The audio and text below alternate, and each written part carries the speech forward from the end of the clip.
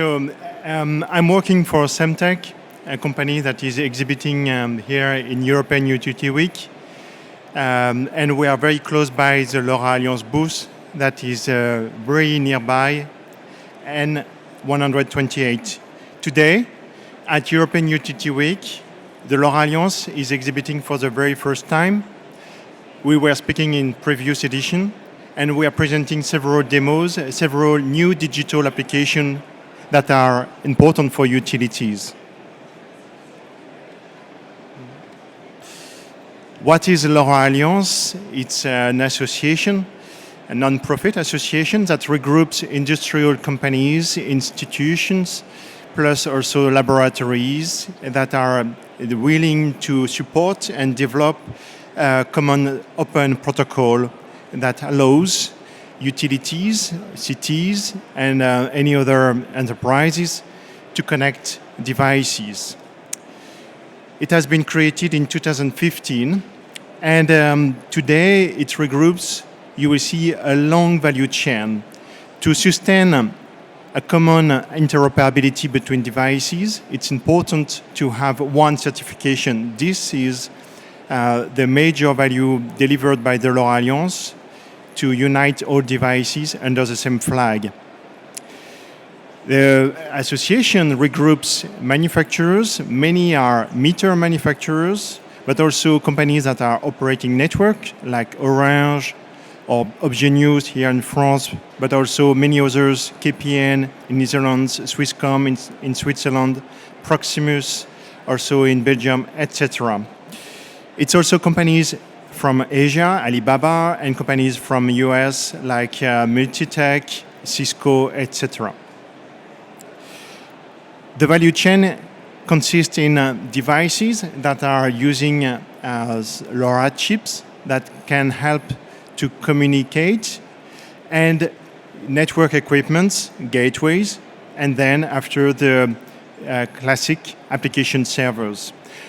We need a lot of the system integrators that create values beyond the connected device. What matters is not only to collect data, but also to create value from the data. Today, there are more than 120 LoRaWAN network operators. I have named some of. You will also see here and there some private operators. So it's an open model where companies can either build their private network, so to speak. They have their gateway, they connect their device, or some operators model where they propose connectivity at a fixed price.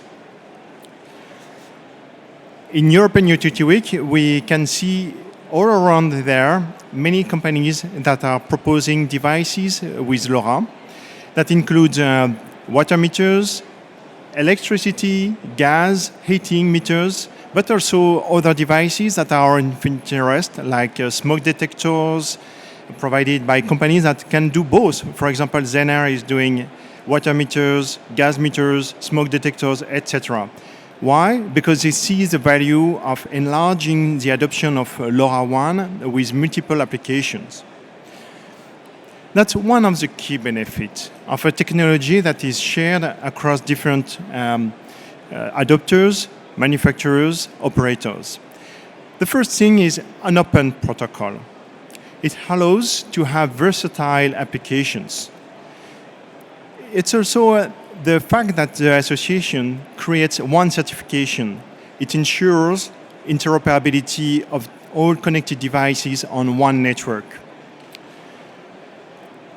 What is LoRa? LoRa, in the beginning, has been designed for water metering to tackle the issue of hard-to-reach meters that are installed deep underground, 2 or 3 meters deep. One of the first companies to have used the LoRa technology was Birds. They are exhibiting here. Birds is a subsidiary of Nova Veolia. They are a system integrator, so to speak, plus operator for network. And they operate water meters. So they understood very well the issue of how to get access to a water meter without consuming too much power, without deploying too many network equipments versus traditional technologies such as wireless and bus. So the long range and low power capabilities of LoRa technology created an upper value for a company like Birds, Zener, and other water meters and companies that support today LoRaWAN. Network latency is also a key requirement of utilities to make sure the remote control of actuators plus also street light controllers, for example, can be on a near real-time operated. So I will show you some use cases to illustrate all these values for utilities that come from the technology. A large deployment achieved by Orion M2M in Kazakhstan and in neighboring countries has been to support with one network, water meters, electricity, gas, heating. They are not here finishing. They will continue with no other application to be, I would say, augmenting for the value of one network to support versatile applications. La Réunion is a beautiful island.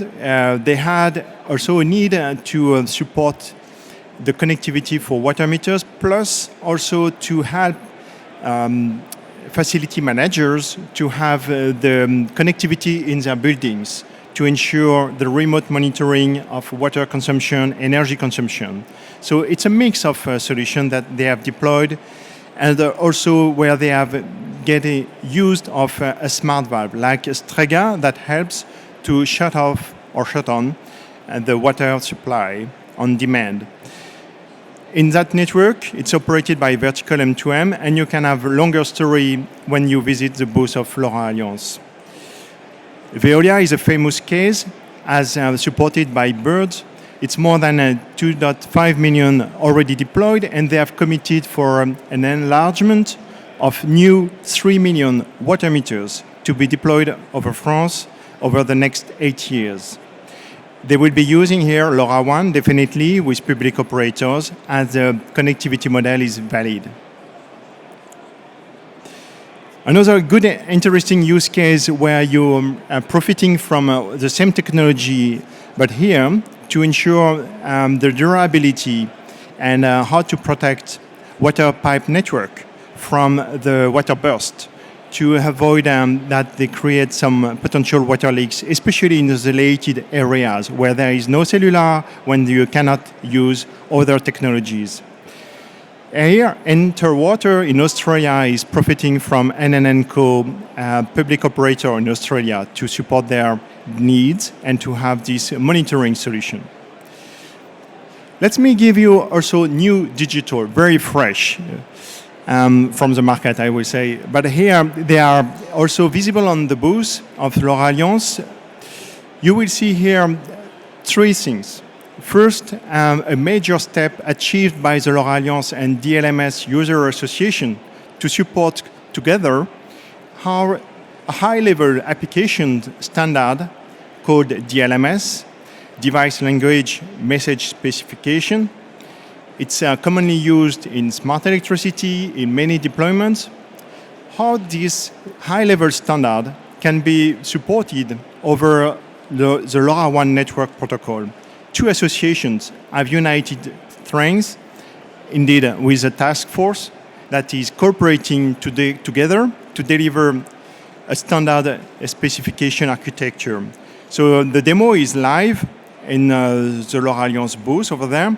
You will see an electricity meter that is connected with LoRaWAN, a line fault detector, and an IoT product. 3 different applications, 1 network, and still using the same language, high-level language of DLMS. That demo was achieved for LoRa Alliance and DLMS User Association, and today they published together a white paper that is available on the website of LoRa Alliance. It helps to describe and to understand all the tenants and what they will come in the future.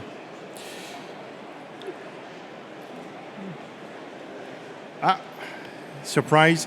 Yes. A technical overview of this architecture. At the LoRa Alliance, we are not very, I will say, impatient to see things happening. We started a year and a half back to define and to discuss together, to understand from the application top to the hardware bottom, how we could unite and create a common application protocol. That's one of the key results. This is the one we follow.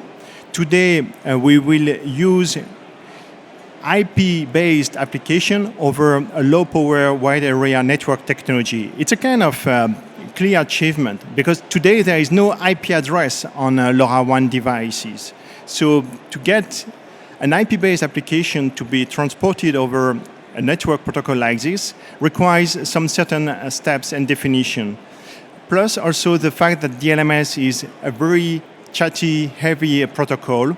We had to find some tactics like pre-association, like using also push notification services.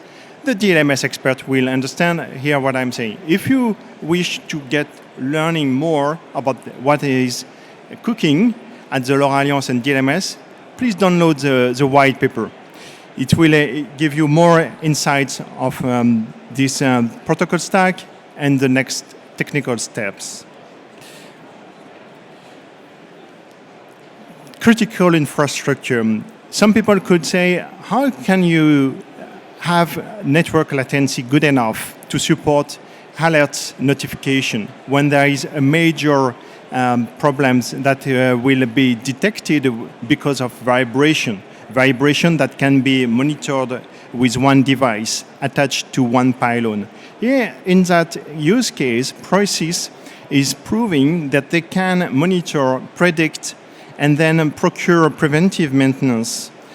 Also to avoid the lack of uptime for the power supply over a network grid. In that solution deployed already in Italy, they have proven that with one gateway covering an area of 10-kilometer radius, they can cover 50 pylons in line. Usually the electrical high voltage line are aligned together, so they install gateways on a repeated distance. With that, by doing this, they have their own private network. They operate and monitor the pylons for the utility. Another example is line fault detection.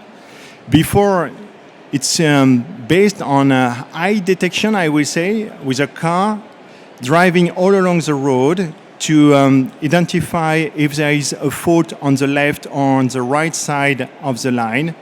And until they find the breakpoint, they have to continuously to drive all along that road. It costs time and effort. Today, with a connected device, connected with DLMS over LoRaWAN, they can remotely trigger alert notification in a near real time. Another example, this one is a bit more funny. I keep it for the end. You can monitor power substation, and likely this power substation will create tons of data. But with a very smart device that connects all these values on the right side, all the voltage, current, different phase 1, 2, 3, etc. They can also calculate power, active, reactive, etc. They can then identify some phases. And those behavior, there are patterns that helps you to identify what kind of equipment is behind. At the end, in that use case with NetOp, what they have proven is for some guys, let's say, that are using specific light bulbs to grow and harvest some cannabis, they can report from the power substation in that area, in that location, there is a profile that corresponds to specific bulb light, and then they can help services to identify some potential problems, let's say. So in that example, it's a mix of AI, artificial intelligence, plus low power device, that collects data. You can have a solution that combines intelligence and very smart connectivity. Altogether, it proves to create new value for utilities / smart cities. The different demo corners on LoRa Alliance include also electricity meter, Aclio, electricity meter with IHM Pacific, Aclio with software that proves the smart static compressed header context that is used in the DLMS protocol stack. So those two companies that I have not named again, they are exhibiting their capabilities, software, and solutions. Plus, the last one, A2A Smart City and Mesura, together present a solution for the use case of gas metering. This is the end of the presentation. Let me give you just the 5 takeaways. You have seen numerous operators, different model, public, private. You can combine both. You can have roaming between operator network. So that flexibility is a value. You have seen the point of having an association to deliver certification that creates interoperability at the level of the device. With our move to support standard application, we will get also interoperability and ease of integration at the application level. Now, what makes also a clear value of one technology against others is the maturity of the ecosystem with a large number of adopters and also contributors and sponsors that are driving the future of the LoRa Alliance. All the use cases that we are here presenting could be augmented with other ones, and we know by fact that there are already more than 105 million of LoRa chips that have been shipped over the world by Semtech. But the fact is, the progression of the adoption of LoRaWAN is also a clear fact that we are definitely here for the long term. So, once again, thank you for your attention.